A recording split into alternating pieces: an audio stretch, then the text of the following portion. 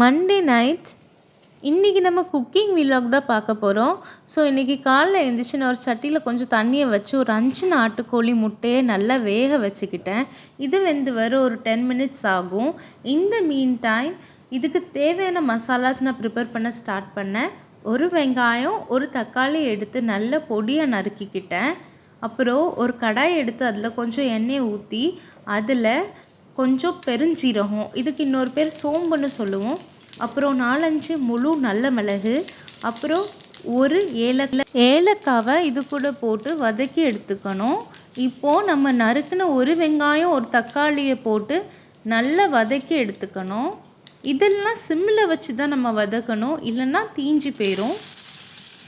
அதுக்கப்புறம் ஒரு ஸ்பூன் உப்பு, கொஞ்சம் வத்தப்பொடி, அப்புறம் கறி மசாலா, நம்ம குழம்புக்கு போடுற மசாலா கொஞ்சம் போட்டுக்கலாம்.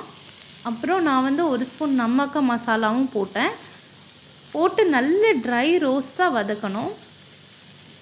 வதக்கிட்டு இதை ஒரு பவுலில் ட்ரான்ஸ்ஃபர் பண்ணி இதை ஆற வைக்கணும். ஆற வச்சு அதை மிக்சியில் நம்ம அரைச்சி எடுத்துக்கணும். இந்த மீன் டைம் நான் கூட்டு வைக்கிறதுக்கு ஒரு உருளைக்கிழங்கு ஒரு கேப்சிகம் எடுத்துக்கிட்டேன்.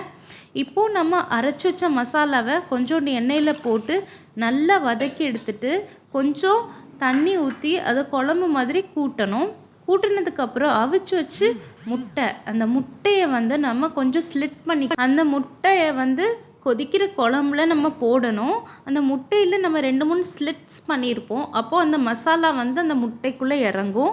இது கொதிச்சிட்ருக்கும் போது நான் ஒரு கடாயில் கொஞ்சோண்டு தண்ணி ஊற்றி இதில் உருளைக்கிழங்கையும் கேப்சிகமையும் வேக வைக்கிறேன்.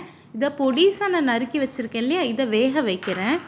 இது வெந்துட்டுருக்கும்போது அங்கே குழம்பு காஞ்சிட்ருக்கும். ஸோ ஒரு அடுப்பில் குழம்பு ஆகிட்டுருக்கு, இன்னொரு அடுப்பில் கூட்டாயிட்ருக்கு. இப்போது இதை நல்லா லைட்டாக கிளறி விட்டுட்டு கொஞ்சம் உப்பு, கொஞ்சம் வத்தப்பொடி, கொஞ்சோண்டு நமக்க மசாலா போட்டு நல்லா கிண்டி எடுத்துக்கணும். இப்போது நம்ம முட்டை குழம்பு நல்லா கொதித்து வந்துட்டுருக்கு.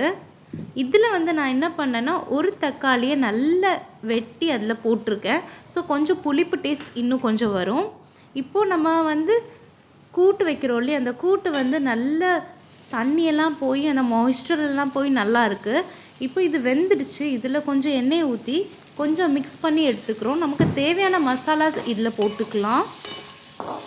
ஸோ இப்போ கூட்டு நமக்கு ரெடி ஆகிட்டு, ஸோ லஞ்சுக்கு இப்போ கூட்டு நம்ம ரெடி பண்ணியாச்சு. இந்த மீன் டைம் முட்டை குழம்பு ரெடி ஆகிடுச்சு. இப்போது காலையில் நான் டீ போடுறேன். அந்த டீக்கு நான் பாலை காய்க்கிறேன். பாலை காய்ச்சி கொஞ்சம் 4-5 ஏலக்காவை எடுத்து நல்லா தட்டி அந்த பாலில் போட்டு கொஞ்சம் டீ தூள் போட்டு அப்புறம் அதுக்கு தேவையான அளவு சீனி போட்டு நல்லா கொதிக்க வைக்கிறேன். இப்போது நல்லா கொதித்து வருது. இது சிம்மில் வச்சு நல்லா கொதிக்க வைக்கணும்.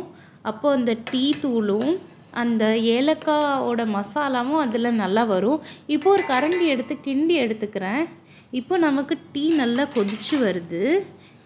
ஸோ டீ கொதித்து வந்தது அதை சிம் பண்ணி நல்லா இன்னும் கொதிக்க வைக்கணும். அப்போ இது ஒரு நல்ல ஒரு கன்சிஸ்டன்சியில் வந்தோடனே இதை இறக்கிடணும். இப்போ நமக்கு மார்னிங் டீ ரெடி ஆகிடுச்சு. இதை அரைச்சி இதை நான் ஒரு டம்ளரில் ஊற்றி குடிக்க போகிறேன். உங்களுக்கு என்ன ஃப்ரெண்ட்ஸ் பிடிக்கும், டீயா காஃபியா? கமெண்ட் பண்ணுங்கள் கீழே. எனக்கு காஃபி ரொம்ப பிடிக்கும். அதுக்கப்புறம் எனக்கு ஏலக்காய் டீ, இஞ்சி டீ இதெல்லாம் ரொம்ப பிடிக்கும். நான் பேசிக்கலி ஒரு டீ அடிக்ட்டு. எனக்கு காஃபியும் ரொம்ப பிடிக்கும், டீயும் ரொம்ப பிடிக்கும். இப்போ நம்மளோட முட்டை கறி ரெடி ஆகிடுச்சு லஞ்சுக்கு. அதுக்கப்புறம் நம்மளோட மார்னிங் டீயும் ரெடி ஆகிடுச்சு.